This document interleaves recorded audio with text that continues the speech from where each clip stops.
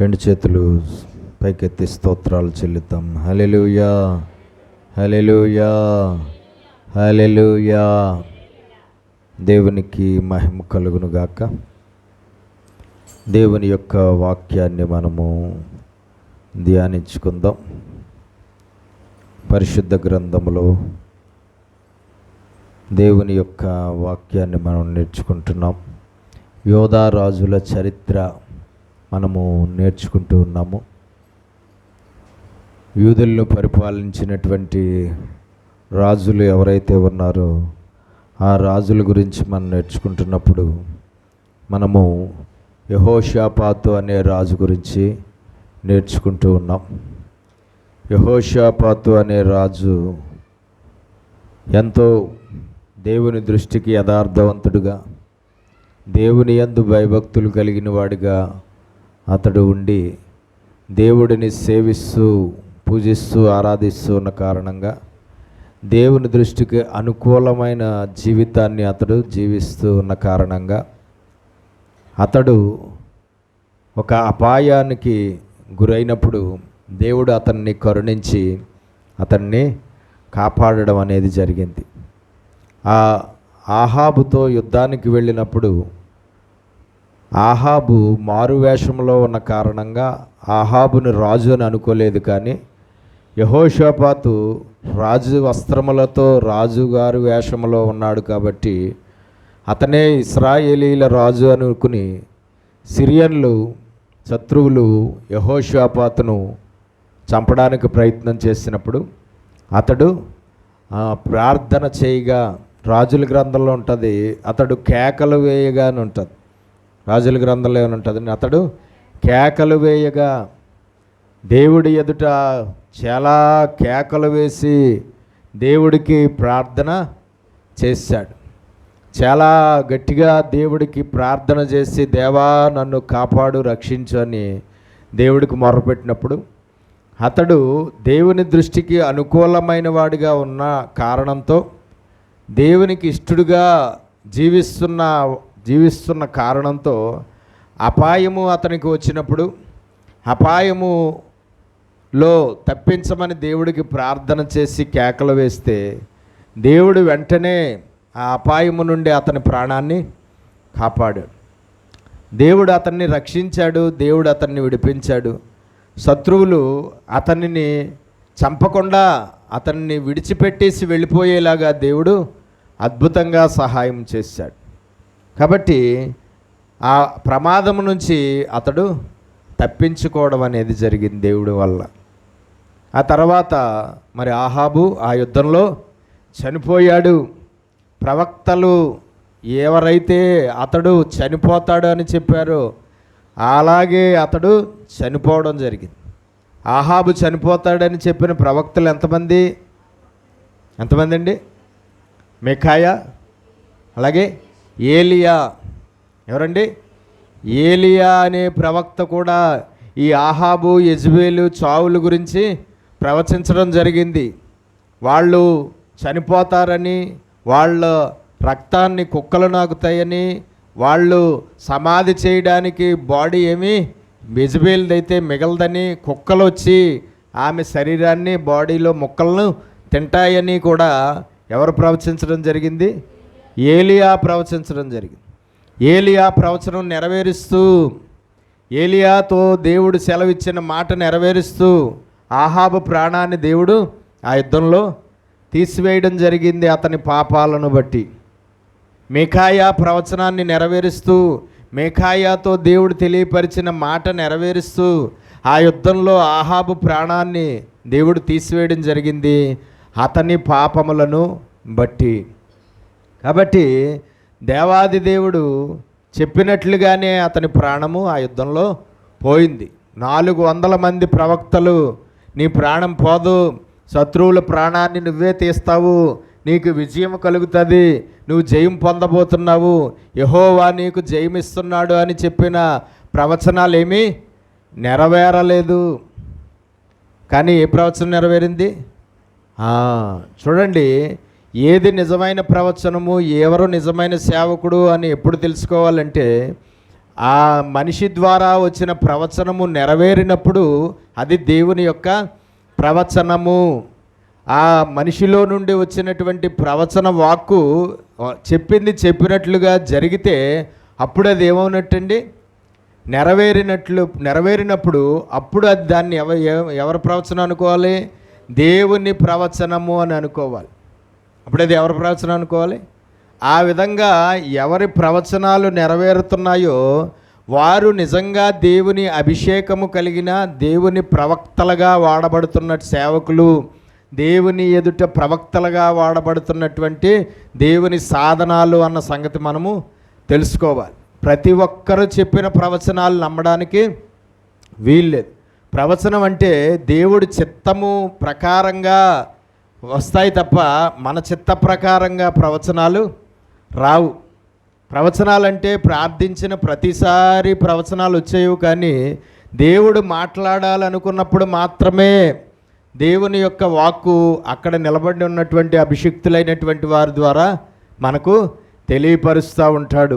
కాబట్టి మనం చాలా జాగ్రత్తగా ఉండాలి. ఈ ప్రవక్తల విషయంలోనూ ఈ ప్రవచనాల విషయంలోనూ చాలా జాగ్రత్తగా ఉండాలి. అబద్ధ ప్రవక్తలు చాలామంది ఉన్నారు, అలాగే అబద్ధ ప్రవచనాలు కూడా చాలా ఎక్కువగా చలామణిలో ఉంటున్నాయి. కాబట్టి చాలా జాగ్రత్తగా మనము తెలుసుకోవాల్సినటువంటి అవసరము ఉన్నది. చాలా జాగ్రత్తగా చూసుకోవాల్సిన అవసరం. ఒకటే, అంతకు ముందు చెప్పిన ప్రవచనాలు నెరవేరితే ఆ మనిషి మనం నమ్మచ్చు. నెరవేరితే అవి దేవుని మాటలు, దేవుని సందేశాలు అని మనము ఒప్పుకోవచ్చు. ఒకవేళ అంతకు ముందు చెప్పిన ప్రవచనాలు మాటలు నెరవేరలేదా, అప్పుడు మనము ఆ మనుషులను చెప్పిన మనుషులను మనం నమ్మడానికి వీల్లేదు. అప్పుడు నెరవేరకపోతే, జరగకపోతే అది దేవుని సందేశము కాదు అని మనం చాలా రూఢిగా ఖచ్చితంగా తెలుసుకోవచ్చు. అయితే నెరవేర్పు అనేది కూడా ఎప్పుడు సమయము ఉన్నదో అప్పుడే నెరవేరుతాయి తప్ప మనము అనుకున్న సమయంలో నెరవేర్పడాలు కూడా జరగవు. ఎప్పుడు సమయం ఉన్నదో అప్పుడే ఏమవుతాయండి? నెరవేరతాయి. దేవునికి స్తోత్రం కలుగును గాక. ఈ మధ్యనే మన సంఘంలో కుటుంబములో ఒక వ్యక్తి గురించి ప్రార్థన చేస్తూ ఉండగా దేవుడు తెలియపరిచాడు, 3 నెలలలో ఆయుష్కాలము 3 నెలలే ఉన్నది, 3 నెలల్లో చనిపోతారు, ఆయనకి స్వస్థత లేదు, ఆయనకి రక్షణ లేదు, ఆయన చనిపోతాడు అండి. ఆయన కోసం నేను ఆయన దగ్గరికి వెళ్ళి ప్రార్థన చేస్తున్నప్పుడు దేవుడు తెలియపరిచాడు. ఆ తర్వాత వాళ్ళ కుటుంబ సభ్యులు నా దగ్గరికి వచ్చి, దేవుడు ఏమైనా చూపించాడా, ఏమైనా తెలియపరిచాడండి, ప్రార్థన చేశారు కదా అన్నప్పుడు నేను చెప్పాను, అమ్మా ఆయన కోసం దేవుడు తెలియపరిచిన సమాచారం ఏంటంటే 3 నెలలలోనే ఆయన చనిపోతాడు. ఆయన ఆయుష్కాలం 3 నెలలే ఉంది, ఆయన 3 నెలల్లో చనిపోతాడు. ఆయనకి దేవుని చిత్తంలో స్వస్థత లేదు, దేవుడు ఇచ్చే రక్షణ కూడా దేవుడి చిత్తంలో లేదు అని ఆ కుటుంబ సభ్యుల కొరకు సభ్యులతో నేను చెప్పడం జరిగింది. దేవుడు చెప్పిన మాట కాబట్టి 3 నెలలకి ఇంకా 15 రోజులు ఎంతో మిగిలి ఉండగానే ఆయన చనిపోవడం జరిగింది. మన సంఘ సభ్యుల కుటుంబంలో ఒకళ్ళు జీవితంలో జరిగింది ఈ మధ్యనే. కాబట్టి 3 నెలలు పూర్తవకుండానే ఇంకా ఆయన దేవుడు చెప్పినట్లుగా చనిపోవడం అనేది జరిగింది. స్వస్థత పొందుకోలేదు. ఏ రోగముతో ఆయన బాధపడ్డాడో ఆ రోగంతోనే చనిపోవడం అనేది. చూడండి, స్వస్థత అంటే ఏమిటంటే ఆ రోగం పూర్తిగా తగ్గిపోయి దాని ద్వారా ఏ కీడైతే జరగాలో ఆ కీడు మనకి జరగకుండా ఉండి ఆ రోగం పూర్తిగా నయమైపోతే దాన్ని ఏమంటారు? స్వస్థత అంటారు. దాంట్లో కొద్దిగా ఉపశమనాన్ని మనం పొందితే దాన్ని స్వస్థత అని అనుకోవడానికి వీల్లేదు. కానీ అది పూర్తిగా తొలగిపోయి మనం బాగుపడితే స్వస్థత. హోకలపూడిలో ఒక పాస్టర్ గారు ఇప్పటికీ చాలా అద్భుతంగా వాడబడుతున్నారు. పాస్టర్ గారు, సేవకులు, యవనస్తుడైన పాస్టర్ గారు, ఆయన పేరు ఏదో ఉంది, ఎక్లీషియా ప్రార్థనా మందిరం యొక్క కుమారుడు. మరి భయంకరమైన బ్లడ్ క్యాన్సర్ వచ్చింది ఆయనకి. దేవుని సేవక కుటుంబంలో ఉండి కూడా చాలా అతి దారుణమైన జీవితం జీవిస్తూ ఉన్నప్పుడు భయంకరమైన బ్లడ్ క్యాన్సర్ వచ్చింది, 4th స్టేజ్కి వచ్చింది. ఆయన్ని వెల్లూరు హాస్పిటల్లో జాయిన్ చేశారు. ఆ వైద్యులైతే ఏ మాత్రం ప్రయోజనం లేదు, తీసుకెళ్ళిపోండి అని చెప్పేశారు. మరి ఎట్టి పరిస్థితుల్లోనూ బ్రతికే అవకాశం లేదు. చాలా బందోబస్తుగా ఉండే కుర్రాడు చాలా బక్క చిక్కిపోయాడు. ఇది జుట్టంతా కూడా ఊడిపోయింది. క్యాన్సర్ వచ్చినప్పుడు జుట్టంతా ఊడిపోద్ది, ఆ కీమోథెరపీలు జుట్టంతా ఊడిపోయింది. ఇలా సన్న పీనుగులాగా అయిపోయాడు. పూర్తిగా చాలా భయంకరంగా అయిపోయాడు. మరి దేవునికి ప్రార్థన చేశాడు, తండ్రి నా పాపాలను క్షమించు, నన్ను స్వస్థపరచు, నన్ను క్షమించు, నువ్వు నన్ను బ్రతికిస్తే నీ సేవ నేను చేస్తాను, నేను నీకు లోబడి ఉంటానని దేవుడికి మొర్రపెడితే దేవుడు ఆ ప్రార్థన అంగీకరించి వారొక అవకాశాన్ని ఇచ్చి, దేవుడు మరి చనిపోవడానికి ఇంకా చాలా దగ్గరికి వెళ్ళిపోయిన మనిషి అద్భుతంగా మళ్ళా ఆ బ్లడ్ క్యాన్సర్ 4th స్టేజ్లో ఉన్న బ్లడ్ క్యాన్సర్ నుంచి విడుదల పొందుకుని స్వస్థత పొందుకుని ఇప్పుడైతే మంచి బందోబస్తుగా అంత లావు అయిపోయి అంత మనిషి అయిపోయి గొప్ప సేవ చేస్తున్నాడు ప్రస్తుతం యవనస్తుల పరిచర్య. ఆయన పేరు ఏదో కానీ ఉంది, చాలాసార్లు మనం వినే ఉంటాం. యవనస్తుడు చాలా మంచి పరిచర్య చేస్తూ ఉన్నాడు ప్రస్తుతం. కాబట్టి స్వస్థత అంటే ఏంటి? ఆ క్యాన్సర్ రోగం పూర్తిగా తెగిపోయి దాని ద్వారా చావు ఏదైతే రావాలో ఆ చావు ఆగిపోయి ఆ రోగం పూర్తిగా పోయి బాగుపడి ఇప్పుడు సజీవుడిగా జీవిస్తున్నప్పుడు అప్పుడు దాన్ని ఏమంటారు? స్వస్థత అంటారు. అప్పుడు ఏమైంది? మరణం తప్పించబడింది అని అంటారు. కాబట్టి మనం తెలుసుకోవాల్సింది ఏంటంటే, దేవుడు ఏది చెప్పాడో అది మనుషుల ద్వారా మనకి తెలియపరచబడినప్పుడు అది దేవుడిది అని మనం ఎప్పుడు గుర్తించాలి అంటే, ఆ చెప్పబడినటువంటి మాట మన జీవితాల్లో అది మంచి అయినా సరే చెడైనా సరే నెరవేరుతుంది. అది నెరవేరినప్పుడు అదేమవుతుంది? ఖచ్చితంగా దేవుడిది అని మనము గుర్తించాలి. అది నెరవేరినప్పుడు చెప్పబడిన మనిషి ఎవరైతే ఉన్నారో, ఆ మాటలు చెప్పిన మనిషి ఎవరైతే ఉన్నారో ఆ మనిషి సేవకుడు అవ్వచ్చు, సేవకురాలు అవ్వచ్చు, విశ్వాసం అవ్వచ్చు, ఎవరైనా అవ్వచ్చు, ఆ మనిషి దేవుని యొక్క ఆ అభిషేకము కలిగిన మనిషి, ఆ మనిషి దేవుని యొక్క అభిషేకము కలిగిన మనిషి అని మనము ఖచ్చితంగా గుర్తించవచ్చు. కాబట్టి చాలా జాగ్రత్తగా ఉండాలి. 400 మంది ప్రవక్తలు లాంటి ప్రవక్తలు ప్రపంచంలో, క్రైస్తవ ప్రపంచంలో చాలామంది ఉన్నారు. దేవునికి స్తోత్రం కలుగునుగా. ఇప్పుడు క్రైస్తవులు కూడా మంచి వాక్య సందేశాలు చెప్పే దగ్గరికి పరుగులెత్తరు, కానీ ఇలాగ ప్రవచనాలు చెప్పేవారు ఎవరైనా ఉంటే వాళ్ళ దగ్గరికి పరుగుని వెళ్ళిపోతూ ఉంటారు. ఇది ఒక భయంకరమైన జబ్బు. ప్రవచనాలు అనేది మంచి కన్నా చెడు ఎక్కువ చేస్తుంది ప్రస్తుతం. కానీ అవి లేవు అనడానికి లేదు. ఖచ్చితంగా ఆ పరిచర్య ప్రస్తుతం ఉంది. ఆ పరిచర్యలో దేవుడు ఇప్పటికీ కూడా చాలామందిని వాడుకుంటూ తన చిత్తాన్ని నెరవేరుస్తూ ఉన్నాడు. కానీ దుష్టుడు అందులో డూప్లికేట్ దాన్ని చాలా ఎక్కువ చేసేసాడు. ఒరిజినల్ ఎలాగైతే ఉంటుందో, ఒరిజినల్ పక్కనే డూప్లికేట్ ఎలాగైతే ప్రతి దాంట్లోనూ తయారైపోతుందో, అలాగే దుష్టుడు ఈ అబద్ధ ప్రవక్తలు అనబడినటువంటి వారిని అబద్ధ ప్రవచనాలు, అబద్ధ దర్శనాలు, అబద్ధ సందేశాలు ఇలాంటి దాన్ని కూడా చాలా భయంకరంగా ఇచ్చేసి పడేశారు. దేవునికి స్తోత్రం కలుగును. చూడండి, కొన్ని పరిచర్యల్లో మనం చూస్తున్నాం, అది అందరికీ తెలియకపోవచ్చు, కానీ జరుగుతున్న నిజం ఏంటంటే పెద్ద పెద్ద మీటింగ్స్ పెడతారు. సేవకులు చాలా పెద్ద ఇదైనటువంటి వాళ్ళు అంటారు. ఈ సేవకులు పేరు పెట్టి పిలిచేస్తారు, మన కంప్లైంట్ ఏంటో చెప్పేస్తారు, మనకేం జరగబోతుందో చెప్పేస్తారని ప్రవాహంలాగా వెళ్ళిపోతూ ఉంటారు. వాళ్ళు వెళ్ళే చర్చిలకి వెళ్ళరండి. వాళ్ళు ఈ విశ్వాసులు కూడా దురద చెవులు కలిగిన వారిని ఏదైతే ఉందో అది ప్రస్తుతం బాగా నెరవేరుతూ ఉన్నది. వాళ్ళు చర్చిలు ఏవైతే ఉన్నాయో వాళ్ళ చర్చిలకి వెళ్ళరు, వాళ్ళ సేవకులు ఏదైతే ఉన్నాయో వాళ్ళకు లోబడరు, వాళ్ళని గౌరవించరు, వాళ్ళని ప్రేమించరు. కానీ ఇలాంటి మీటింగ్స్, ఇలాంటి ప్రవచనాలు చెప్పేవాళ్ళు, ఇలాంటి దర్శనాలు చెప్పేవాళ్ళు, ఇలాంటి పేర్లు పెట్టి పిలిచేవాళ్ళు ఎవరైతే ఉన్నారో వాళ్ళ దగ్గరికి పరుగుని వెళ్ళిపోతూ ఉంటారు. దేవుడు ఆ సేవకుల్లో ఉండి మన పేరెట్టి పిలిచేసిన తర్వాత మనకి అద్భుతం చేసేయాలి, అద్భుతము జరిగిపోవాలన్నటువంటి ఆశతో వెళ్ళిపోతూ ఉంటారు. వీళ్ళు ఇప్పుడు ఈ పరిచర్యలో కొంతమంది ఏం చేస్తున్నారు, బోల్డ్ మంది ఉన్నారండి. వాళ్ళు ఏం చేస్తారో తెలుసా? ఆ సేవకుడి దగ్గర ఉన్న మనుషుల్ని జనాల్లో కూర్చోబెట్టేస్తారు. అతని సంబంధులే, అతని మినిస్ట్రీలో ఉన్నటువంటి వారే. జీతగాళ్ళు కొంతమంది ఉంటారండి, సేవకుల దగ్గర, ఆ పాస్టర్ల దగ్గర జీతగాళ్ళు కొంతమంది ఉంటారు. ఆ జీతగాళ్ళు ఏం చేస్తారంటే ప్రవాహంలాగా కూర్చొని ఉన్నటువంటి వాళ్ళ మధ్యలో, ఆడవాళ్ళ మధ్యలో కొంతమంది ఆడవాళ్ళని, మగవాళ్ళ మధ్యలో కొంతమంది మగవాళ్ళని కూర్చోబెట్టేస్తారు.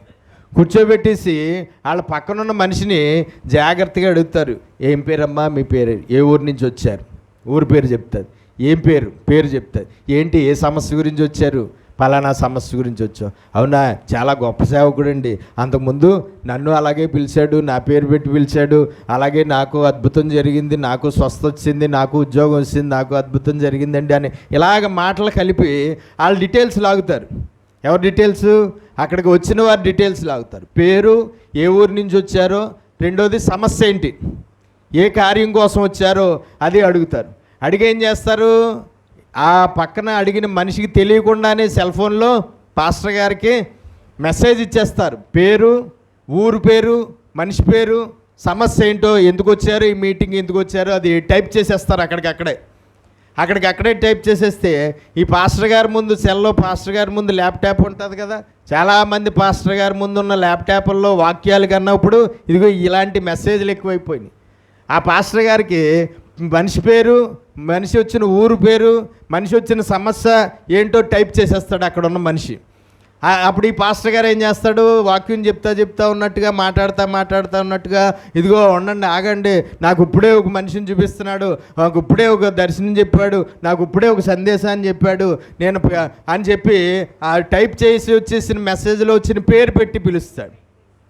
పేరు టక్కని పిలిస్తే ఉన్నారా ఇక్కడ అంటే ఎందుకుండరు, మరి ఎవడ ఆల్రెడీ ఆ మనిషి పేరుతో మెసేజ్ వెళ్ళిపోయింది కదా, ఇక్కడ ఉన్నాడు, నువ్వు నీకు ఏదైతే సమస్య ఏదైతే ఉంది కదా, అది స్వస్థత కోసం వచ్చాడో, లేకపోతే ఉద్యోగం కోసం వచ్చాడో, పెళ్లి కోసం వచ్చాడో, ఏదో చెప్పేస్తారు కదా వాళ్ళు, నీకు దేవుడు ఉద్యోగం ఇచ్చేస్తున్నాడు, నీకు ఈ సంవత్సరంలో పెళ్ళి అయిపోతుంది, నీకు ఈ సంవత్సరంలో అప్పులన్నీ తీరిపోతున్నాయి, ఏదైతే వాళ్ళు అవసరం కోసం వచ్చారో ఆ అవసరం వాళ్ళకి జరిగిపోతుంది అని చెప్తాడు ఈ పాస్టర్ గారు. ఎందుకంటే వాళ్ళు ఏ అవసరం కోసం వచ్చారో ఆ అవసరం ఆల్రెడీ వచ్చేసింది మెసేజ్లో.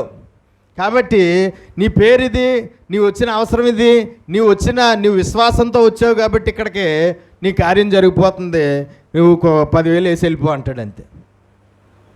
కాబట్టి ఇలాగే అబద్ధాలు, భయంకరమైనటువంటి మోసాలు జరుగుతున్నాయి క్రైస్తవ ప్రపంచం. ఈ క్రైస్తవ ప్రపంచంలో ఒరిజినల్ కన్నా డూప్లికేట్ చాలా ఎక్కువైపోయింది ప్రస్తుతం. ఒరిజినల్ వాళ్ళు 10 మంది ఉంటే డూప్లికేట్ వాళ్ళు 90 మంది ఉంటున్నారండి. చూడండి, ఈ విధంగా బయట మీటింగ్స్, బయట ఇలాంటి సందేశాలు, బయట ప్రవచనాలు, బయట పేర్లు పెట్టి పిలిచాలు, బయట పళ్ళు ఇవ్వడాలు, బయట ఇచ్చేయడాలు అన్న దాంట్లో డూప్లికేట్ 100కి 90% ఉంటుంది. ఇందులో 100కి 90% అందులో డూప్లికేట్. అవన్నీ సాతాను పరిచర్యలు. కానీ అక్కడే జనం ఎలాగుంటారు, తండోపదండాలుగా ఉంటారు.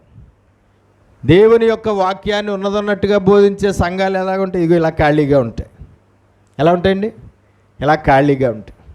మనం కూడా అలాంటి ప్రవచనాలు చెప్పడం మొదలుపెట్టాను అనుకోండి, బయట ఒక ఆడిటోరియం తీసుకుని ఆల్రెడీ ఏ వరం అయితే ఉందో నాకు ఆ వరాన్ని నేను కొంచెం బయటికి వెళ్ళేలాగా నేను చేసి ఒక ఆడిటోరియంలో మీటింగ్ పెట్టి 4 ప్రవచనాలు చెప్పాను అనుకోండి, నా దగ్గరికి వచ్చేస్తారు పొలోమంటూ.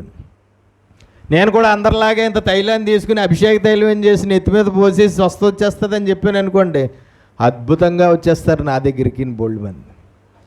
డబ్బు కోసం ఈనాడు భయంకరంగా దేవుణ్ణి అడ్డం పెట్టుకుని డబ్బు కోసం, ఆస్తుల కోసం, ఐశ్వర్యాల కోసం చాలా దారుణాతి దారుణమైన పరిచర్యలు చేస్తున్న వారు లేకపోలేదు ప్రపంచంలో లేకపోలేదు. ఈ డూప్లికేట్ ఎక్కువ ఎక్కడ ఉంటారో తెలుసా, మన ఇండియాలోనే ఉంటారండి. మళ్ళీ వేరే దేశాలకు వెళ్తే ఒరిజినల్ తప్ప డూప్లికేట్ అనేవాళ్ళు ఉండరు. ఎందుకంటే వాళ్ళందరికీ దేవుడి భయం చాలా ఎక్కువ. ఈ డూప్లికేట్ అనేవాళ్ళు ఎక్కువ ఎక్కడ ఉంటారో, మన ఇండియాలోనే ఉంటారు. ఎందుకంటే మన వాళ్ళకి దేవుడి భయం అస్సలు ఉండదు. ఎంత లబ్ధి పొందామా, ఎంత డబ్బు సంపాదించామా, ఎంత ఐశ్వర్యవంతుడిని అయిపోయానా, ఎంత పేరు ప్రఖ్యాతులు సంపాదించేసానా అన్నట్లే ఉంటారు తప్ప దానివల్ల నేను దేవుడి దగ్గర ఎంత ఘోరమైన పాపిగా ఎంచబడుతున్నాను, దానివల్ల భయంకరంగా నరకానికి పోయి నరకంలో ఎంత ఘోరమైన శిక్ష అనుభవిస్తాను, ఎంతమందిని నేను నాశనం చేసేస్తున్నాను, త్రోవ తప్పించేస్తున్నాను అనే భయం ఉండదు ఎవరికి చాలా. కాబట్టి మనం తెలుసుకోవాల్సింది ఏంటంటే చాలా జాగ్రత్తగా ఉండవలసినటువంటిది. ఈ పరిచర్య అయితే లేకపోలేదు, ఇప్పటికీ ఖచ్చితంగా ఉన్నది. ఆత్మవరాలు ఉన్నాయి, ఖచ్చితంగా ఉన్నాయి. లేవా ఆత్మవరాలు? ఏంటి చెప్పండి ఒకసారి టకటక ఆత్మవరాలు, బైబిల్ చూడకుండా. ఆత్మవరాలు ఏంటి టకటక చెప్పండి. కృపావరాలు లేదా ఆత్మవరాలు? ప్రేమ, సంతోషం, సమాధానం అంట. అది మనోళ్ళ నాలెడ్జ్. అదండి మనోళ్ళ నాలెడ్జ్. చెప్పండి, చెప్పాలన్నీ. భాషలతో మాట్లాడడం, భాషలో అర్థం చెప్పడం, ప్రవచన వరం, స్వస్థత వరం, విశ్వాసం, ఆత్మ వివేచన, జ్ఞానవాక్యం, బుద్ధివాక్యం, అద్భుతములు చేయు, కృపావరం.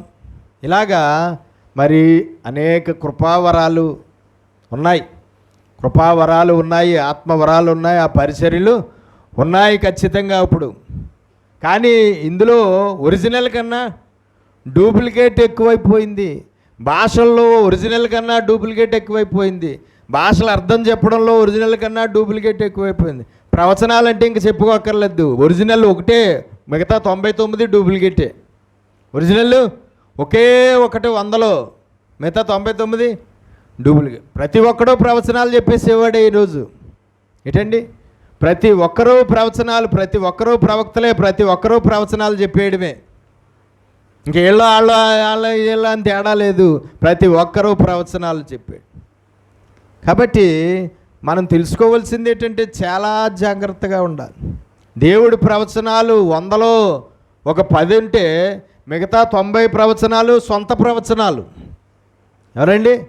సొంత ప్రవచనాలు అన్నమాట. సొంత ప్రవచనాలు ఎప్పుడూ నెరవేరవు, ఎందుకంటే అవి దేవుడివి కాదు.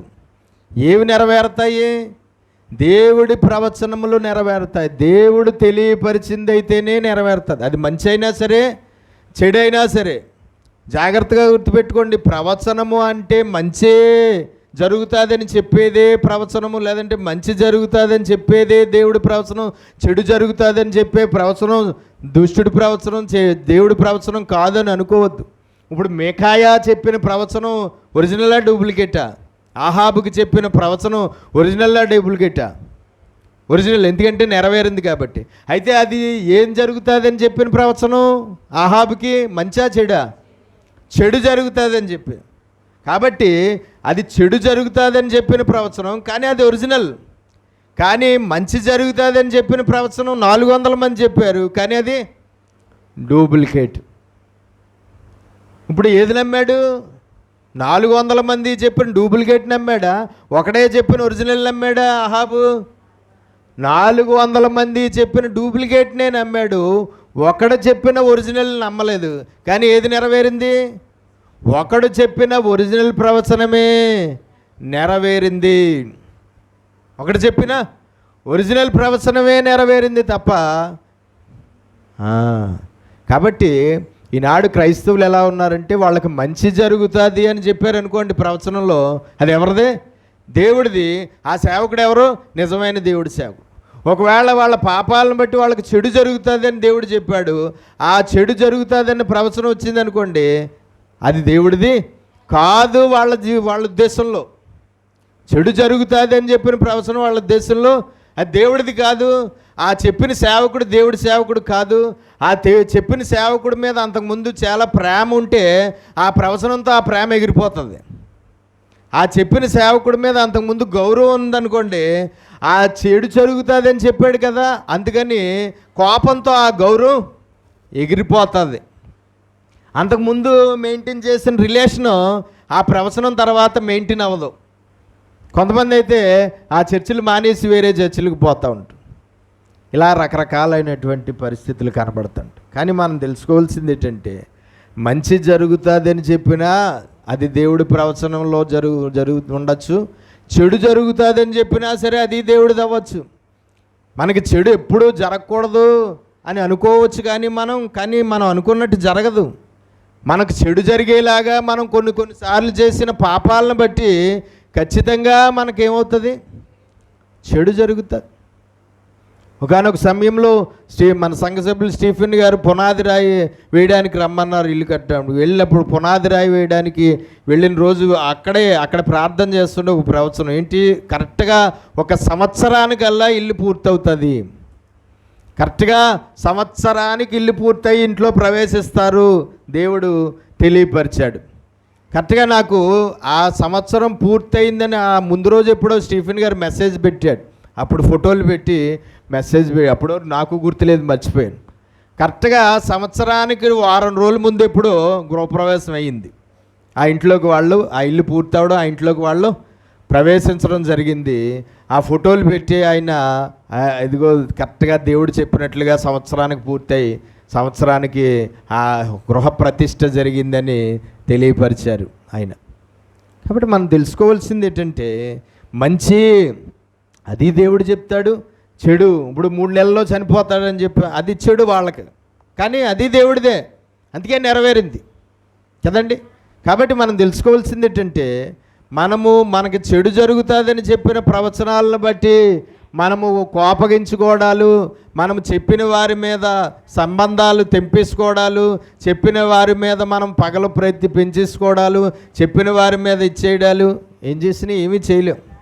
ఇప్పుడు ఆహాబు అలా చచ్చిపోతాడు అని చెప్పగానే ఎవరి కోపం వచ్చింది? ఆహాబు చచ్చిపోతాడు, ఆహాబు రక్తం కుక్కలు నాగుతాయని చెప్పగానే ఎవరి కోపం వచ్చింది? వాళ్ళ ఆవిడకి కోపం వచ్చేసింది. ఎవరికి? వాళ్ళ ఆవిడ కోపం వచ్చేసింది. వాళ్ళ ఆవిడ కోపం వచ్చేసి మా ఆయన చచ్చిపోతాడని చెప్తావా అని కోపం వచ్చేసి, ఆయనకన్నా నిన్నే ముందు నేను చంపేస్తాను చూడని చెప్పేసి నిన్ను తెల్లారేటప్పటికి లేపేస్తానని చెప్పి మెసేజ్ పంపేసి ఇది బోల్డ్ అంత అడావుడు చేసింది. కానీ ఎవరిది జరిగింది? ఏలియా చెప్పిందే జరిగింది. ఏలియా మళ్ళా ఆ యెజబేలు కోసం కూడా ఏం చెప్పాడు అదే జరిగింది. వాళ్ళ కొడుకు అహజ్యా, వాళ్ళ కొడుకు కోసం కూడా ఏలియా ఒక ప్రవచనం చెప్పాడు. ఎక్కిన మంచం తెక్కుండానే చేస్తావని చెప్పాడు. ఆహాబు కొడుకు, ఆహాబు తర్వాత ఆహాబు కొడుకు రాజు అయ్యాడు. అతడు ఘోరమైన పాపపు జీవితాన్ని జీవిస్తున్నాడు. అతడి పాపాలను బట్టి దేవుడు అతను కూడా మరణశిక్ష డిక్లేర్ చేసేసాడు. అప్పుడు మేడ మీద నుంచి అతడు కింద పడిపోయాడు. కింద పడిపోతే నడ్డిరిగిపోయిందో ఏమిరిగిపోయిందో మొత్తానికి అతడు మరణించే పరిస్థితి వచ్చేసింది. నేను బాగుపడతానా, స్వస్థత నాకు వస్తుందా, బాగుపడతానా లేదా అని అన్య దేవతల దగ్గరికి వెళ్ళి విచారణ చేసి తెలుసుకుని రండి, వాళ్ళ పూజారులు ఉంటారు వాళ్ళ దగ్గర అడిగి రండి అని చెప్తే ఏలియా అడ్డుపడి ఏం చేస్తాడు? దేవుడు లేడు అనుకుని, ఇశ్రాయేలీలో దేవుడు లేడనుకుని మీరు వెళ్తున్నారా? వెళ్తున్న 50 మంది చచ్చిపోతారని చెప్పి 2 ట్రిప్పులు 50 మంది అగ్ని కురిసి చేస్తారనగానే, ప్రవచనము అనేది దేవుని యొక్క మనిషిది అయితే అది ఖచ్చితంగా ఏదైనా సరే నెరవేరుతుంది. తర్వాత అహజ్యా దగ్గరికి ఏలియా వచ్చాడు. వచ్చిన తర్వాత ఏమన్నాడు? ఇశ్రాయేలీల్లో దేవుడు అనేవాడు లేడు అనుకుని నువ్వు అన్య దేవతల దగ్గర విచారణ చేయడానికి వెళ్ళావా? అక్కడ దాకా వెళ్ళక్కర్లద్దు, నీకేం జరగబోతుందో దేవుడు చెప్పాడు. ఎక్కిన మంచం పట్టిన మంచం దిక్కుండానే చేస్తావు నువ్వు, నీకు మరణశిక్ష దేవుడు విధించేశాడు, నువ్వు చనిపోతావంటే ఆ రోజు రాత్రే చనిపోయాడని ఉంది బైబిల్లో.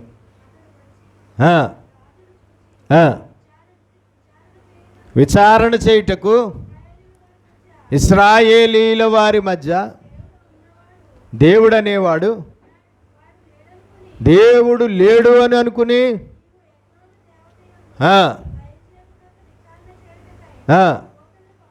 మనుషుల్ని పంపావే, నీవు ఎక్కిన మంచం మీద నుండి దిగకుండానే నిశ్చయముగా నీవు మరణమగుదువు అని చెప్పాను.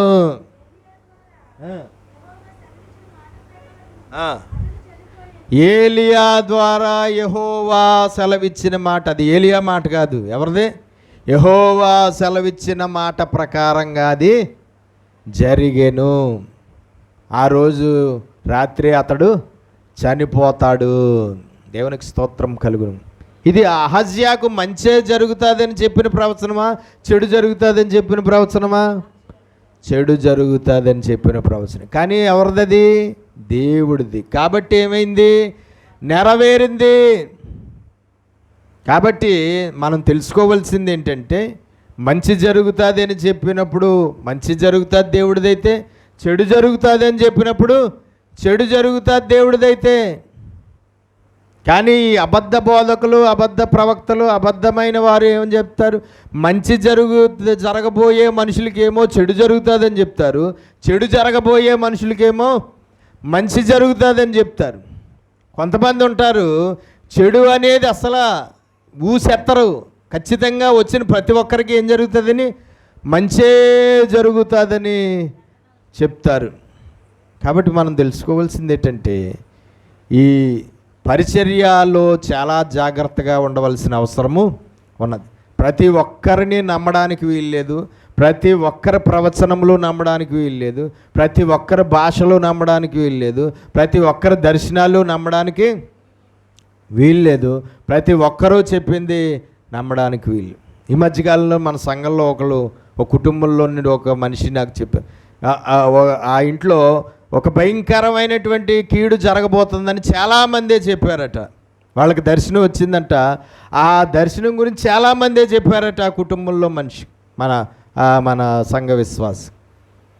కాబట్టి చాలామందే చెడు జరగబోతుందని చెప్పిన దాన్ని బట్టి చాలామంది, ఎక్కువ మంది చెప్పారు కాబట్టి అది జరగబోతుందేమో అన్న కంగారు బయలుదేరిపోయింది ఆ కుటుంబంలో. కానీ నేను కనిపెట్టి ప్రార్థన చేస్తే వాళ్ళు చెప్పిన చెడు ఆ కుటుంబంలో ఏ మాత్రము జరగటం లేదు. అప్పుడు నేను చెప్పాను, ఏ మాత్రము కంగారు పడకండి, ఏది లేదు. మీకు చెప్పిన వారు అందరూ కూడా ఒకవేళ నిజంగా చాలా మంచి భక్తులే ఉండొచ్చు, కానీ వాళ్ళని దుష్టుడు వాడుకునే అవకాశాలు కూడా ఉంటాయి. ఒక్కోసారి మనల్ని గలిబిలి చేయడానికి, ఒక్కోసారి దుష్టుడు దొంగ దర్శనాలు కూడా చూపిస్తూ ఉంటాడు. మాకు ఆడపిల్ల పుడతాదని బోల్డ్ మంది చెప్పారు. ఎవరు పుట్టారు? మరి ఆడపిల్ల పుడతాదని చెప్పిన దర్శనాలు ఏం దర్శనాలు? ఇప్పుడు ఏం దర్శనాలు? దేవుడు నాలో ఉండి చెప్పిన ప్రవచనం ఏంటి? 2015లో ఇదే పులిపీట మీద నిలబడి, నీకు కుమారుడు పుడతాడు, కుమారుడికి సమూయేలు అని పేరు పెట్టు అన్నాడు. ఏది నెరవేరింది? దేవుడు నాలో ఉండి చెప్పిన ప్రవచనానికి యాంటీగా చాలామంది మనోళ్ళు బయటోళ్ళు కూడా చెప్పింది ఏంటంటే, ఆడపిల్ల ఆడపిల్ల ఆడపిల్ల ఆడపిల్ల. ఎవరు పుట్టారు? చెక్ చేసుకోండి, కాలితే బాబు వస్తాడు, నెలాఖరుని వస్తాడు, చెక్ చేసుకోండి. ఎవరు పుట్టారు? ఎవరిది నెరవేరింది? ఆడపిల్ల పుడుతుంది అని చెప్పిన దర్శనం ఎవరిది అన్నమాట. ఇప్పుడు అది మన తప్పు కాదు. ఒక్కోసారి అపవాది చాలా తెలివిగా దేవుని బలమైన అభిషేకం కలిగిన వారిని కూడా మోసం చేయగలడు. మోసం చేసి తప్పుడు సందేశాలు వాళ్ళకి ఇస్తాడు, కొన్ని అబద్ధ సందేశాలు వాళ్ళ నోటి పలికిస్తాడు, అబద్ధ దర్శనాలు వాళ్ళకి చూపిస్తాడు.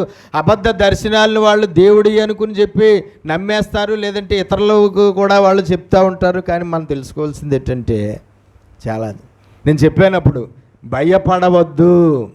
దేవుడు ఈ విషయంలో మీకేది చెప్పాడో ఇప్పుడు అదే జరవేరతా తప్ప, ఇప్పుడు చాలామంది చెప్పినవన్నీ డూప్లికేటు, చాలామంది చెప్పినవి ఒక్కటి కూడా నిజం కాదు, అవి దేవుడి దగ్గర నుంచి వచ్చిన దర్శనాలు కాదు.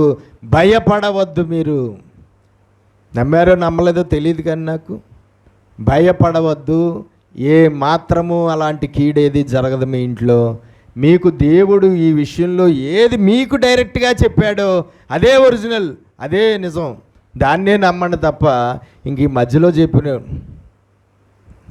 ఈ దర్శనాలు ప్రవచనాలు చెప్పేవాళ్ళు ఎక్కువైపోయి గందరగోళాలు గలిబిళ్ళు ఎక్కువైపోయినాయండి.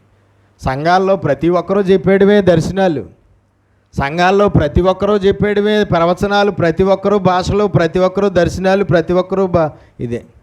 ఇందులో ఒరిజినల్ అన్నీ డూప్లికేట్ అన్నీ అర్థమయ్యట్లేదు. దేవునికి ఒక్కొక్కసారి దేవుని అభిషేకం ఆత్మ కలిగిన వారిని కూడా అపవాది మోసం చేస్తాడు. చాలా జాగ్రత్తగా మనము చూసుకోవాలి, చాలా జాగ్రత్తగా చూసుకోవాలి. మనము చాలా జాగ్రత్తగా కనిపెట్టుకోవాలి, చాలా జాగ్రత్తగా. ప్రతీది వెంటనే నమ్మేయడానికి వీల్లేదు, కానీ చెప్పబడిన దాన్ని మళ్ళా దేవుడి పాదాల దగ్గర పెట్టి ఏం చేయాలండి? దేవుడి దగ్గర కనిపెట్టుకోవాలి. దేవునికి స్తోత్రం కలుగునుగాక. ఇప్పుడు ఏలియా ఉన్నాడు.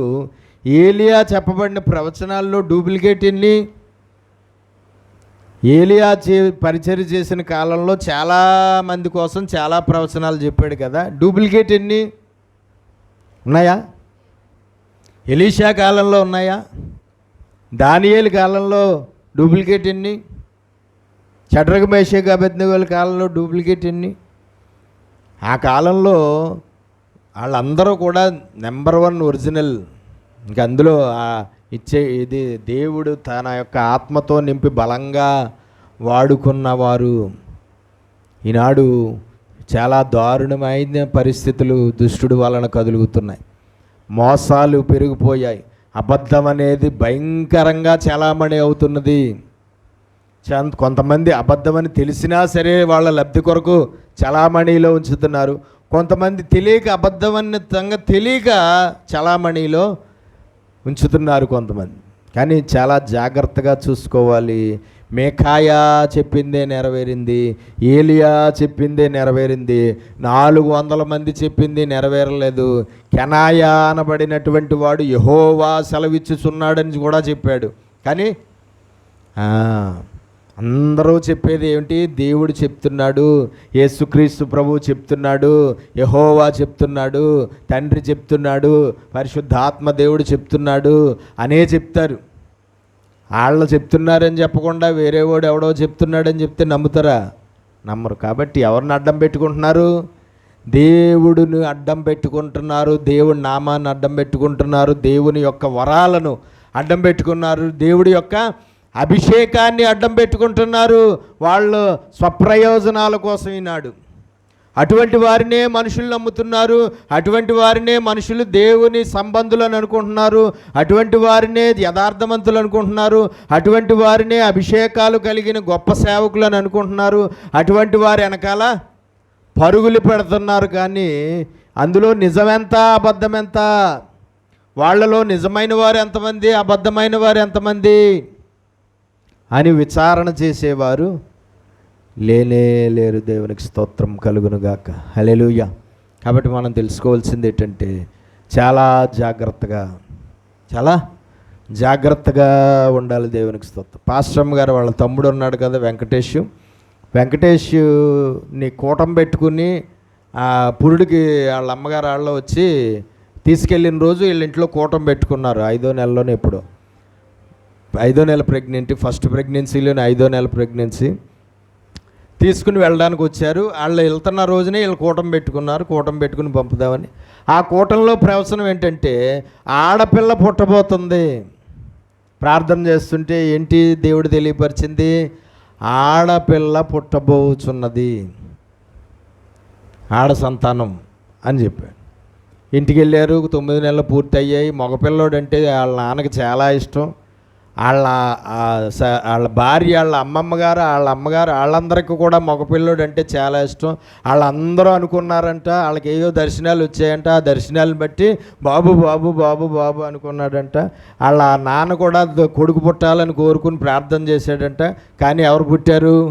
ఆడపిల్ల పుట్టింది. ఎవరు పుట్టారండి? ఆడపిల్ల పుట్టింది. సరే అయిపోయింది. మళ్ళీ 5వ నెలలోనో 7వ నెలలోనో మళ్ళీ తిరిగి పాపను తీసుకుని ఇంటికి వచ్చేటప్పుడు మళ్ళీ కూటం పెట్టుకున్నారు. వాళ్ళ ఆ అమ్మాయిని బిడ్డని తీసుకుని వచ్చినప్పుడు కూడా కూటం పెట్టుకున్నారు. కూటం పెట్టుకుంటే మళ్ళీ అప్పుడో సందేశం, అప్పుడో ప్రవచనం ఏంటి? 2వ సంతానం కూడా ఆడపిల్లే. ఏంటి? 2వ సంతానం కూడా ఆడపిల్ల. నాకు చూపించిన దర్శనం ఏంటో తెలుసా? ఆ రోజు 2 ఆడపిల్లలు, ఒక పిల్లని తండ్రి ఎత్తుకున్నాడు, ఒక పిల్లని తల్లి ఎత్తుకుంది. ఇద్దరికి తెల్ల గౌన్లు వేశారు. తెల్ల గౌన్లు వేసి అమ్మ ఒకళ్ళు నాన్న ఒకళ్ళని ఎత్తుకున్నారు. 2 ఆడపిల్లలు ఎందుకని. మళ్ళా తిరిగి తీసుకొచ్చినప్పుడు దర్శనం ఏంటంటే 2వ సంతానం కూడా ఆడపిల్లే. అయితే 2వ సంతానం మగపిల్లోడు కావాలనుకుని తలకిందులుగా తపస్సు చేశారు. చాలామంది నమ్మలేదు, కొంతమంది నమ్మారేమో తెలియదు. మొత్తానికి 2 సంవత్సరాల తర్వాత, సంవత్సరంన్నర తర్వాత మళ్ళీ సెకండ్ ప్రెగ్నెన్సీ వచ్చి మళ్ళీ పిల్ల పుట్టింది, మళ్ళీ ఆడపిల్లే. అప్పుడు అన్నారు అందరూ, ఆ రోజు కూటంలో ఉన్న వాళ్ళు చాలామంది అన్నారు, పాస్టర్ గారు చెప్పారు 2 ఆడపిల్లలు కనబడ్డారు, 2 ఆడపిల్లల్ని ఎత్తుకుని ఉన్నారు, 2 ఆడపిల్లలు అని చెప్పారు కదా అని. కాబట్టి మనం తెలుసుకోవాల్సింది ఏంటంటే, దేవుడి చిత్తములో ఏదైతే ఉందో అది దేవుడు తెలియపరుస్తాడు, అదే నెరవేరుతుంది. దేవుడు తెలియపరిచిందే నెరవేరుతుంది తప్ప దేవుడు తెలియపరిచిన దానికి విరోధమైనది నెరవేరదు. దేవుడు తెలియపరిచిన దానికి విరుద్ధమైనది నెరవేరదు. దేవుడు తెలియపరిచిందే నెరవేరదు. ఎన్ని తలచినా, ఏది అడిగినా జరిగేది నీ చిత్తమే. పాట అయితే రోజుకు 100 సార్లు పాడతాం కానీ నమ్మం అంతే. కానీ పాట ఏమని పాట, ఎన్ని తలచినా ఏది అడిగినా జరిగేది నీ చిత్తమే. మనకు ఆశలు బోల్డ్ ఉంటాయి, కోరికలు బోల్డ్ ఉంటాయి, ప్రార్థనలు కూడా రకరకాలైన ప్రార్థనలు ఉంటాయి, కానీ జరిగేది మాత్రం ఎవరిదే? దేవుడి చిత్తమే జరుగుతుంది. మన చిత్తాలు జరగవు, మన ఇష్టాలు జరగవు, మన నిర్ణయాలు జరగవు, మన ప్రణాళికలు జరగవు. కాబట్టి మనం తెలుసుకోవాల్సింది ఏంటంటే, చాలా జాగ్రత్తగా ఉండవలసిన దినాలు ఇవి. ఎవరిని పడితే వారిని నమ్మకూడదు, ఎవరు ప్రవచనాలు పడితే వారి ప్రవచనాలు నమ్మకూడదు, ఎవరు దర్శనాలు పడితే వారి దర్శనాలు నమ్మకూడదు, ఎవరు భాషలు పడితే వాళ్ళ భాషలు నమ్మకూడదు, ఎవరి భాషల అర్థాలు పడితే వాళ్ళ భాషల అర్థాలు నమ్మడానికి వీల్లేదు. చెప్పిన దాన్ని మళ్ళా దేవుడి పాదాల దగ్గర మనం పెట్టి దాని కొరకు ఉపవాసం ఉండి ప్రార్థన చేసి అప్పుడు దానికి జవాబు దేవుడు ఏం చెప్తాడో చూసుకుని దానిని మనము పూర్తిగా నమ్మాలి తప్ప గుడ్డెత్తి చేయలేబడినట్టు ఎవరేం చెప్తే అది నమ్మేసామంటే ఇల్లు ఎందులో పడిపోతాం? ఖచ్చితంగా గోతులో పడిపోతాం. ఆ తర్వాత ఆ గోతులోంచి బయటికి రావచ్చు, రాలేకపోవచ్చు. కాబట్టి చాలా జాగ్రత్తగా ఉండు. ఈనాడు చాలామంది విశ్వాసుల్ని కొంతమంది పాస్టర్లే రాంగ్ రూట్లో నడిపించేస్తున్నారు. రాంగ్ సందేశాలు చెప్పి, రాంగ్ ప్రవచనాలు చెప్పి, రాంగ్ దర్శనాలు వచ్చాయని చెప్పి చాలామందిని, కొంతమంది దేవుని సంబంధులు అనబడిన వారే, దేవుని సేవకులు అనబడిన వారే, దేవుని అభిషేకాలు కలిగిన వారు అనబడిన వారే రాంగ్ రూట్లో నడిపించేస్తున్నారు చాలామందిని. పాపం వాళ్ళకేం తెలుసు? నడిచే వాళ్ళకి ఏం తెలుసు అది రాంగ్ రూట్ అని? ఎవరిని బేస్ చేసుకుని వెళ్ళిపోతున్నారు? ఆ రూట్ కోసం నీకు చెప్పిన వారిని బేస్ చేసుకుని వెళ్ళిపోతున్నారు. కానీ ఆ రూట్ కోసం చెప్పిన వాళ్ళే డూప్లికేటు, వాళ్ళు చెప్పినవే అబద్ధాలు అన్న సంగతి తెలియట్లేదు చాలామంది. కాబట్టి చాలా జాగ్రత్తగా ఉండవలసిన దినాలు ఇవి. సరే, మొత్తానికి దేవుడు ఏం చేశాడు? అద్భుతంగా యెహోషువాపాతు నీతిని బట్టి, యెహోషువాపాతు యథార్థతను బట్టి, యెహోషువాపాతు పరిశుద్ధతను బట్టి, అతడు దేవుడికి అనుకూలంగా జీవిస్తున్న జీవితాన్ని బట్టి అపాయాన్ని అతడు కొని తెచ్చుకున్నాడు. అయినా సరే దేవుడు ఏం చేశాడండి? ప్రార్థన చేస్తే దేవుడు కాపాడి విడిపించి రక్షించాడు, తప్పించాడు. ఆ తర్వాత ఏం జరిగిందో చూద్దాం. 19వ అధ్యాయం 2వ దినవృత్తాంతములు 19వ అధ్యాయం మొదటి నుంచి.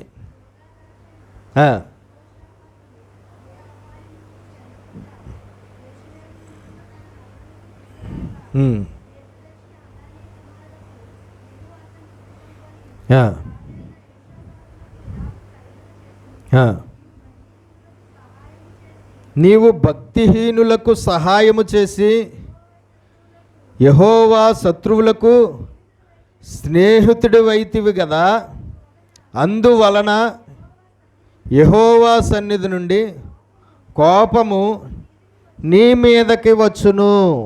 2 చేతులు పైకి స్తోత్రాలు చెల్లి. హల్లెలూయా. యెహోషువాపాతు మీద దేవుడికి ఏమొచ్చిందంట? కోపం వచ్చిందంట. ఎందుకు వచ్చింది కోపం? అతడు చేసిన పాపం ఏంటి? అతడు చేసిన అపరాధం ఏంటి? అతడు చేసిన తప్పేంటి? వ్యభిచారం చేశాడా? దొంగతనం చేశాడా? నరహత్య చేశాడా? విగ్రహారాధన చేశాడా? ఇలాంటివేమీ చేయలేదు. అయినా సరే దేవుడి కోపం వచ్చింది.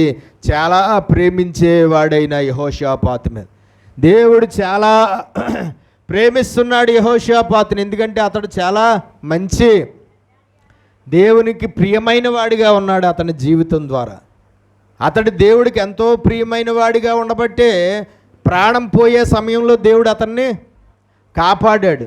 కానీ దేవుడికి అతని మీద ఏమొచ్చిందట? కోపం వచ్చిందంట. కోపించుచూనే వాత్సల్యత చూపించే దేవుడు అని ఉంటుంది మనకి. కోపిస్తూనే వాత్సల్యత చూపిస్తాడు కొంతమంది మీద. అయితే ఆ కోపము రగులుకున్నది. ఆ కోపాన్ని దేవుడు ఒక సేవకుడిని పంపించి తెలియపరిచాడు. ఏమని చెప్పండి? దీర్ఘదర్శి అయిన హనానీ కుమారుడుగు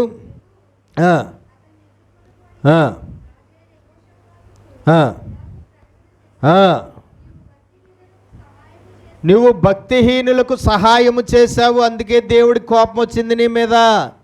సహాయం చేయడం మంచిదే, కానీ ఎవరికి చేశాడు యెహోషాపాతు? భక్తిహీనులకు. ఎవరా భక్తిహీనుడు? ఆహాబు. ఎవరండి? ఆహాబు. అతడు భక్తిహీనుడు, అతడు శాపగ్రస్తుడు, అతడు ఆల్రెడీ దేవుని శిక్షకు గురైపోయినవాడు. ఆల్రెడీ అంతకుముందే ఏలియా ద్వారా అతని గురించి దేవుడి సందేశము ఆల్రెడీ బయటకు వచ్చేసింది. కాబట్టి మనం తెలుసుకోవాల్సింది ఏంటంటే, అతడు సహాయం చేశాడు ఒక దేవుని చిత్తంలో ఉన్నవాడికి, లేదంటే మంచి ప్రవర్తన కలిగిన వాడికి, దేవుని ఎదుట పరిశుద్ధుడిగా నీతిమంతుడిగా ఉన్నవాడికి, లేదంటే అవసరంలో ఉన్న ఆపదలో ఉన్నటువంటి ఆ మంచివాడికి అయితే దేవుడు చాలా సంతోషించరు. కానీ యుద్ధంలో సహాయం చేయడానికి వెళ్ళినవాడు ఎవడు? భక్తిహీనుడు. దేవుడి దృష్టికి అతడు నీకు వియ్యంకుడే అవ్వచ్చు, కానీ అతడు దేవుని దృష్టికి భక్తిహీనుడు. మన రక్త సంబంధాలను బట్టి, మన స్నేహాలను బట్టి, మన యొక్క బంధాలను బట్టి చాలామందికి మనము సహాయాలు చేయాలనుకుంటాం.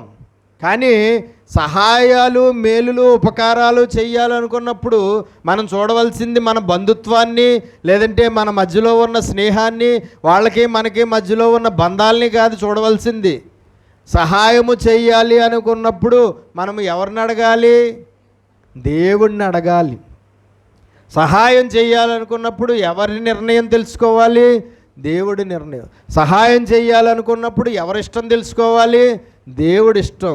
మేలు చేయాలనుకున్నప్పుడు, ఉపకారం చేయాలనుకున్నప్పుడు, నువ్వు అవతల మనిషికి ఆపదలో ఆదుకోవాలనుకున్నప్పుడు నీ ఇష్టం వచ్చినట్లుగా నీ మధ్యలో ఉన్న బంధాన్ని, స్నేహాన్ని ఆధారం చేసుకుని వెళ్ళిపోకోవడానికి వీల్లేదు. కానీ దేవా, ఈ మనిషికి ఈ సహాయము చేయడం నీకు ఇష్టమా కాదా? ఈ మనిషికి ఉపకారం చేయడం నీకు ఇష్టమా కాదా? ఈ మనిషికి మేలు చేయడం నీకు ఇష్టమా కాదా? ఈ మనిషికి ఇచ్చేయడం నీకు ఇష్టమా? దావీదు జీవితంలో మీరు పరిశీలన చేశారో లేదో, కొంతమందికి సహాయం చేయడానికి అతడు సిద్ధపడినప్పుడు ముందు వెంటనే సహాయం చేయడానికి వెళ్ళిపోయేవాడు కాదు. కానీ ప్రభువా, నీకు ఇష్టమా కాదా అని దేవుడిని అడిగి, దేవుడు వెళ్ళు, దేవుడు సహాయం చేయి, దేవుడు ఉపకారం చేయి, దేవుడు రక్షించు, దేవుడు వాళ్ళ కాపాడు అని అన్నప్పుడే ముందుకెళ్ళేవాడండి. ఈరోజు అలాంటి ఆలోచన, అలాంటి జాగ్రత్త కలిగినటువంటి వారు ఉండలేదు. మేలులు చేసేవారే తక్కువ అంటే, ఆ మేలులు చేసేవారు ఆ మేలుకు బదులుగా కీడులు పొందుకునేలాగా కొంతమంది భక్తిహీనులకు, శాపగ్రస్తులకు, దేవుని చిత్తంలో లేని వారికి మేలులు చేస్తూ ఉండి అపాయాల పాలవుతూ ఉంటారు. అవతల వాడికి మేలు చేసిన వాడు కీడులు పొందుకోవడం అనేది జరుగుతుంది ఈనాడు. ఎంతోమంది మేలు చేసి కీడులు అనుభవించవలసినటువంటి పరిస్థితులు ఎంతోమంది పొందుకుంటున్నారు. తెలుసుకోవాలి, మనం ప్రేమతో దేవుని పేరట చేసిన ఆ మేలు నీకు, నీ ఇంటి వారికి శాపంగా మారిపోతుందేమో. ఆ చేసిన ఉపకారం నీకు, నీ ఇంటి వారికి అపకారం తెచ్చిపెడుతుందేమో. ఆ చేసిన సహాయం నీకు, నీ ఇంటి వారికి కన్నీటిని మిగులుస్తుందేమో, నష్టాన్ని మిగులుస్తుందేమో, కష్టాన్ని మిగులుస్తుందేమో. దేవునికి స్తోత్రం కలుగునుగాక. హల్లెలూయా. కాబట్టి మనం తెలుసుకోవాల్సింది ఏంటంటే, చాలా జాగ్రత్తగా మనము చేసిన మంచిలో దేవుడి కోపానికి కూడా మనం గురయ్యే అవకాశాలు ఉంటాయి. మన దృష్టికి మంచే అది, మన ఆలోచనకు మంచి అది, కానీ అందులో కూడా దేవుని కోపానికి గురవుతాం మనం ఒక్కొక్కసారి. చాలామంది అలాగే మంచి చేసి దేవుడి కోపానికి గురై చెడును అనుభవిస్తున్న వారు ఉంటారు క్రైస్తవుల్లో, సేవకుల్లో, దేవుని పిల్లల్లో. ఎవరికి పడితే వాళ్ళకి చేసేయమని కూడా చెప్పట్లేదు. పొందదగిన వాడికే చెయ్యి, ఎవరికి పొందదగిన వాడికే చెయ్యి. భక్తిహీనులకు చేస్తే దేవుడి కోపం వస్తుంది, శాపగ్రస్తులకు చేస్తే దేవుడి కోపం వస్తుంది, దేవునికి విరోధమైన వారికి చేస్తే దేవుడికి ఏమొస్తుంది? కోపం వస్తుంది. దేవుడు ఇంకా నిన్ను ఆశీర్వదిస్తాడు అనుకుని చేస్తావు, కానీ దేవుడు దీన్ని ఇష్టపడతాడు, దేవుడు ఈ మేలు ఆ మనిషికి చేయడం వల్ల దేవుడికి చాలా సంతోషం కలిగి దాన్ని బట్టి దేవుడు నన్ను ఆశీర్వదిస్తాడు అని మనం అనుకుంటాం, కానీ ఒక్కొక్కసారి అది తిరగబడుతుంది. ఒక్కోసారి అది ఏమవుతుందండి? తిరగబడుతుంది. ఎందుకంటే అవతల క్యాండిడేట్ దేవుడికి ఆయాసకరమైన వాడు అయితే ఆడు బాగానే ఉంటాడు, నువ్వు చేసిన మేలు వల్ల అవతలవాడు బాగానే లబ్ధి పొందాడు, కానీ ఆ మేలు నీ పాలిట, నీ ఇంటి వారి పాలిట శాపంగా మారిపోయి ఎటువంటి పరిణామాలు ఎదుర్కోవాల్సి వస్తుందో కూడా చెప్పలేం. ఎలాంటి పరిణామాలు మనం ఎదుర్కోవాల్సి వస్తుందో కూడా మనకి తెలీదు. ఎలాంటి కీడులు ఎదుర్కోవాల్సి వస్తుందో కూడా మనకి తెలీదు. దేవునికి స్తోత్రం కలుగును గాక. హల్లెలూయా. చూడండి, మొన్న ఒకసారి ఒక అతను వచ్చాడు, పేపర్లు ఇచ్చేసాడు. నేను అస్సలు స్పందించలేదు, ఎందుకంటే అతడు మన చర్చికి రావడం 4వసారి.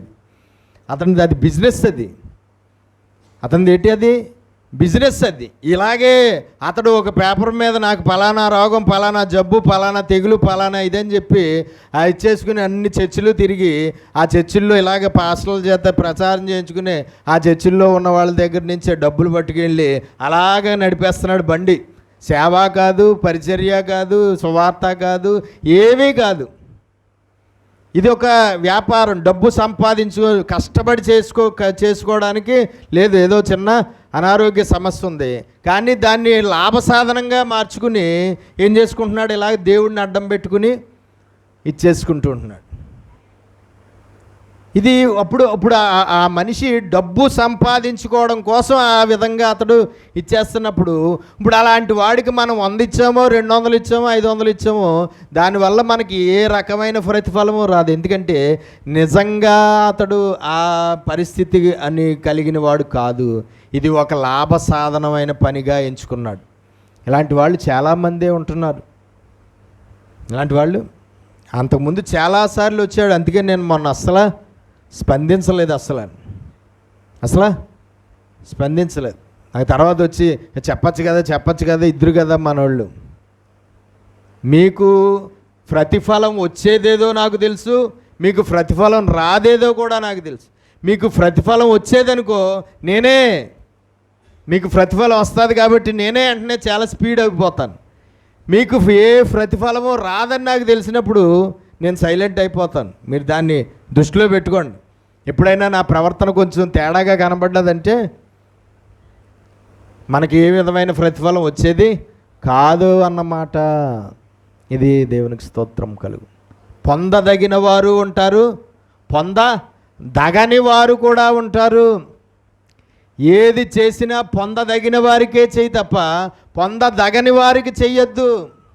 అబద్ధికులు చాలామంది ఉన్నారు. అబద్ధికులకి మనం ఎన్ని చేసినా ప్రయోజనం ఏముండదు. నటించే వాళ్ళు ఎంతోమంది ఉన్నారు, వాళ్ళకి ఎన్ని చేసినా ఏ ప్రయోజనం. భక్తిహీనులు, శాపగ్రస్తులు ఎంతోమంది ఉన్నారు, వాళ్ళకి చేస్తే ఇంకా కీడు వచ్చేస్తుంది. తిరిగి ఏమొచ్చేస్తుంది? కీడు వచ్చేస్తుంది. ఒకవేళ నటించేవాళ్ళు ఇలాగా ఏదో లాభసాధనంగా ఏ ఆధారం లేక ఇలా మార్చుకున్న వాళ్ళకి ఇవ్వడం వల్ల ఏ కీడు రాదు కానీ మనకి. కానీ శాపగ్రస్తులు, భక్తిహీనులు, భయంకరమైన దేవునికి ఆయాసకరమైన వారు అంటే వాళ్ళకి ఏదైనా చేసామంటే మనకేమొచ్చేస్తుంది? దేవుని కోపం మన మీద రగులుకుంటుంది. దేవుని కోపం రగులుకుంటుంది. యెహోషాపాతు మీద దేవుడి కోపం అంతకుముందు ఎప్పుడైనా వచ్చినట్టుందా? యెహోషాపాతు మీద దేవుడి కోపం వచ్చిందా? కానీ ఇప్పుడు వచ్చింది కోపం. ఎందుకు వచ్చింది? భక్తిహీనులకు నువ్వు సహాయము చేసితివి. నీవు భక్తిహీనులకు సహాయము చేసి యెహోవా శత్రువులకు స్నేహితుడు అయితేవి కదా. ఎవరు యెహోవా శత్రువు ఇక్కడ? ఆహాబు. ఈ ఆహాబు ఇప్పుడు ఈయనకి ఏమయ్యాడు? వియ్యంకుడు అయ్యాడు. వియ్యంకుడు అవడం వల్ల దేవుడికి ఏమొచ్చింది? కోపం వచ్చింది. ఆహాబుతో వియ్యం అందడం వల్ల దేవుడికి ఏమొచ్చింది? యెహోషాపాతు కుటుంబం మీద కోపం వచ్చింది. దేవునికి స్తోత్రం కలుగునుగా. ఆహాబుకు యుద్ధంలో సహాయం చేయడానికి వెళ్ళడం వల్ల దేవుడికి ఏమొచ్చింది? కోపం వచ్చింది. ఎవరి మీద? యెహోషాపాతు మీద. ప్రత్యేకంగా దేవుడు కోపం వచ్చేలాంటి పాపాలు ఏమన్నా చేశాడా? లేదు. కానీ అవతల వాడితో ఒక వియ్యం పొందాడు, అది దానివల్ల. కాబట్టి చాలామంది క్రైస్తవులు ఇలాగే శపితమైన వారితో వియ్యాలు పొంది ఏమవుతున్నారు? దేవుని కోపాన్ని మండిస్తున్నారు. శాపగ్రస్తులతో వియ్యముంది శాపగ్రస్తుల్ని పెళ్ళిళ్ళు చేసుకుని చాలామంది ఏమవుతున్నారండి? దేవుని కోపానికి గురవుతున్నారు. ఆ కోపం వల్ల వాళ్ళ కుటుంబాల్లో ఆ తర్వాత వాళ్ళకి కన్నీరే మిగులుతా తప్ప ఏ మాత్రం సంతోషం ఆనందం మిగలదు. ఆ కోపం వల్ల వాళ్ళు ఆ తర్వాత ఆ కుటుంబాల్లో కీడునే అనుభవిస్తారు తప్ప మేలును అనుభవించలేరు. ఆ కోపానికి గురైన వాడు నీ ఇంట్లో ఎవడైనా అవ్వచ్చు. భర్త అవ్వచ్చు, భార్య అవ్వచ్చు, కొడుకు అవ్వచ్చు, కూతురు అవ్వచ్చు, ఎవరైనా అవ్వచ్చు. కానీ కుటుంబం అంతా నలిగిపోవలసిందే. ఎవరైనా అవ్వచ్చు కారకుడు. ఇంటిల్లిపాతి నలిగిపోవక తప్పదు. ఇంటిల్లిపాతి క్షోభ అనుభవించక తప్పదు. ఇంటిల్లిపాతి దారుణంగా వేదన అనుభవించక తప్పదు. ఖచ్చితంగా చాలా కీడుని అనుభవించక తప్పదు. కాబట్టి పెళ్ళిళ్ళ విషయాల్లో దేవుని కోపానికి గురవ్వకూడదు మనము. అలాగే సహాయాలు చేసే విషయంలో కూడా, మేలులు చేసే విషయంలో కూడా, ఉపకారాలు చేసే విషయంలో కూడా మనము ఎవరి కోపానికి గురవ్వకూడదు? దేవుని కోపానికి గురి కాకుండా చూసుకోవాల్సిన అవసరం. దేవుని కోపానికి గురయ్యిన తర్వాత, జరగవలసిన కీడు జరిగిపోయిన తర్వాత మనం ఏమీ చేయలేము. దేవుడు ఏమంటున్నాడు? యెహోవా శత్రువులకు స్నేహితుడు అయితేవి కదా. అందువలన అన్న మాట అక్కడ చాలా ముఖ్యమైన మాట. అందువలన ఆహాబు కుటుంబంతో వియ్యమందడం వలన, ఆహాబుకు యుద్ధంలో సహాయం చేయడానికి వెళ్ళడం వలన, అందువలన యెహోవా కోపము యెహోషాపాతు మీద రగులుకున్నది. అందువలన యెహోవా సన్నిధి నుండి కోపము నీ మీదకి వచ్చును అని. ఎవరి మెసేజ్ అది? దేవుడి మెసేజ్. ఎవరు వచ్చి చెప్తున్నారు ఆ మెసేజ్ని? ఒక సేవకుడు వచ్చి, ఒక దేవుని అభిషేకం కలిగిన వాడు వచ్చి చెప్తున్నాడు. కాబట్టి చాలా జాగ్రత్తగా చూసుకోవాలి. కొంతమంది ఏ భూ సంబంధమైన, లోక సంబంధమైన, శరీర సంబంధమైన పాపాలు, సాతాను సంబంధమైన పాపాలు ఏమీ చేయరు, కానీ చాలా బాగా ఉంటారు, కానీ మంచి భక్తులుగా ఉంటారు. కానీ ఇదిగో ఇలాగే చిన్న చిన్న పొరపాట్లు చేసి, చిన్న చిన్నవి ఏం కాదు, చాలా పెద్ద పెద్ద పొరపాట్లు అవి. ఇలాంటి కొన్ని పొరపాట్లు చేసి దేవుని కోపానికి గురవుతూ ఉంటారు. పెళ్ళిళ్ళ విషయాల్లోనూ, ఉపకారాల విషయాల్లో, మేలుల విషయాల్లో, సహాయాల విషయాలు, ఇంకా చాలా ఉంటాయి. అలాంటి విషయాల్లో ఏమవుతారు? దేవుని కోపానికి గురవుతూ ఉంటారు. దేవుడి దగ్గర విచారణ చేయకుండా త్వరపడి వాళ్ళ ఆలోచనల ప్రకారంగా, వాళ్ళ చిత్త ప్రకారంగా ముందుకెళ్ళిపోయి దేవుని కోపానికి గురైన వారు ఉంటారు. ఇలా కొంతమంది ఉంటారు. చాలా జాగ్రత్తగా ఉండాలి. దేవుడి దగ్గర చాలా సిస్టమేటిక్గా మనం ఉండవలసిన అవసరం. కోపం నీ మీదకి వచ్చును.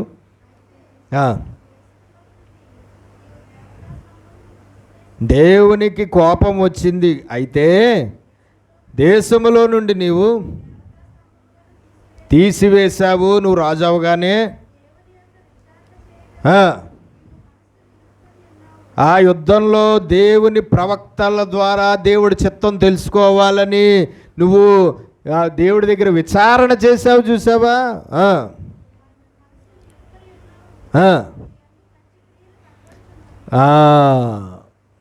కోపం చాలా గట్టిగానే రగులుకుంది, కానీ అతడు చేసిన కొన్ని మంచి పనులు ఏవైతే ఉన్నాయో ఆ మంచి పనుల వల్ల ఆ కోపాన్ని దేవుడు ఏం చేసుకున్నాడు? చల్లార్చుకున్నాడు. ఆ మంచి పనుల వల్ల డైరెక్ట్గా ఆ కోపం యెహోషువాపాతు మీదకి దిగి రాకుండా దేవుడు ఏం చేశాడు? కృప చూపించాడు. ఆ కోపంతో యెహోషాపాతుని శిక్షించకుండా దేవుడు ఏం చేశాడు? అతడి ద్వారా అంతకుముందు జరిగిన కొన్ని మంచి పనులు, అతని ద్వారా అంతకుముందు జరిగిన దేవునికి అనుకూలమైన పనులు ఏవైతే ఉన్నాయో ఆ అనుకూలమైన పనుల వల్ల దేవుడు యెహోషాపాతుని డైరెక్ట్గా అతని కోపము రగిలినా సరే శిక్షించకుండా, దేవుడు అతన్ని శిక్షించకుండా ఆగాడట. అదే చెప్తున్నాడు అక్కడ, నీ క్రియలు కనబడుచున్నవి, మంచి క్రియలు కనబడుచున్నవి. ఆ మంచి క్రియల వల్ల దేవుడు ఏం చేశాడు? డైరెక్ట్గా యెహోషాపాతు మీద కోపం రగులుకున్న అతన్ని శిక్షించలేదు, కానీ దేవుడు ఏం చేశాడు? క్షమించాడు. దేవునికి స్తోత్రం కలుగునుగా. లేకపోతే యెహోషాపాతుని ఎలాగా శిక్షించుడో కూడా మనము చెప్పలేం. యెహోషాపాతు మీదకి ఏ శిక్ష వచ్చునో మనం చెప్పలేకపోతుంది. దేవునికి స్తోత్రం కలుగునుగా. కాబట్టి చాలా జాగ్రత్తగా మనం చూసుకోవాలి. మనము చేసే పనులు, కొన్ని పనులు మన దృష్టికి మంచిగా కనబడచ్చు, కానీ కొన్ని పనులు దేవుడి దృష్టికి చెడ్డగా ఉండొచ్చు. ఆ పనుల వల్ల దేవుడికి నీ మీద, నీ ఇంటి వారి మీద, నా మీద, నా ఇంటి వారి మీద కోపము రగులుకోవచ్చు. చాలా జాగ్రత్తగా చూసుకోవాల్సిన అవసరం ఉన్నది. దేవుడికి కోపం వస్తే ఆయన ఎప్పుడు ఎవరిని ఎలా శిక్షిస్తాడో ఎవరికి తెలీదు.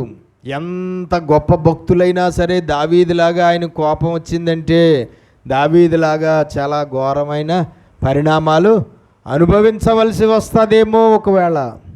కాబట్టి చాలా జాగ్రత్తగా మనము అడుగులు వేయాలి. ప్రతీది దేవుడు పాదాల దగ్గర విచారణ చేసే అడుగులు వేయాలి తప్ప ఏ మాత్రము మనుషుల ఆలోచనలను బట్టి కానీ, నీ ఆలోచనలను బట్టి కానీ, నీ ఇంటివారి ఆలోచనలను బట్టి కానీ, లేదంటే ఇంకోటి దేన్ని బట్టి ఏది తలపెట్టినా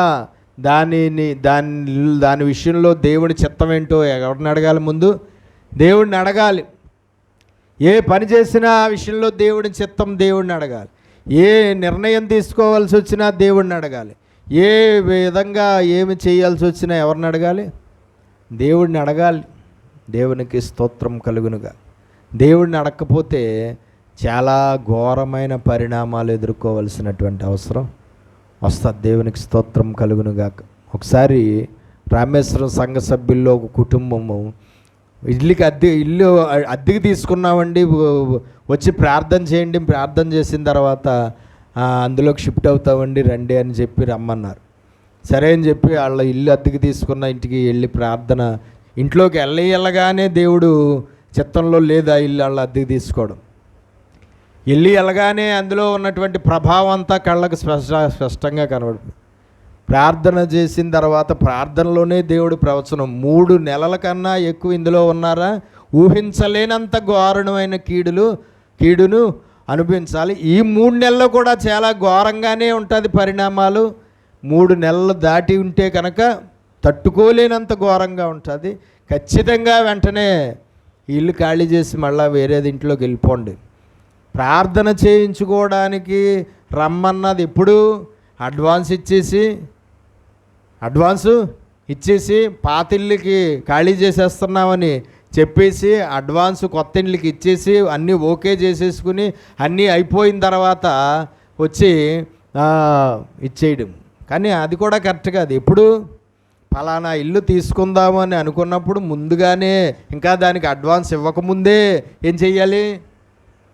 ఒకవేళ ఆ విషయంలో దేవుడి చిత్తం తెలుసుకోవాలన్న ఆశ ఉంటే కనుక ఎప్పుడు తీసుకోవాలి అన్న ఆలోచన రాకముందే మనము ఆ పని సేవకుడి ద్వారా చేయించుకోం.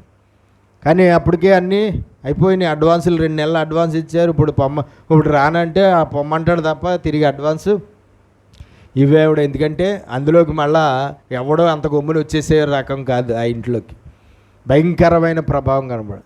3 నెలలే ఉన్నారండి. చెప్పినట్లుగా 3 నెలలు దాటకుండానే ఖాళీ చేశారు. 3 నెలల్లో వాళ్ళు అనుభవించినంత శోధన వాళ్ళ జీవితంలో ఎప్పుడూ అనుభవించలేదట. మళ్ళీ ఆవిడే సాక్ష్యం చెప్పింది. ఆ 3 నెలల్లో అనుభవించిన శోధన పుట్టి పెరిగిన తర్వాత వాళ్ళ కుటుంబంలో ఎప్పుడూ అంత శోధన అనుభవించలేదంట. అంత శోధన అనుభవించు. ఒకరి తర్వాత ఒకరు పడిపోవడమే, హాస్పిటల్కి వెళ్ళిపోవడమే, వేలు హాస్పిటల్లో వెళ్ళడమే. చాలా దారుణమైన పరిణామాలు 3 నెలలు అనిపించాయి.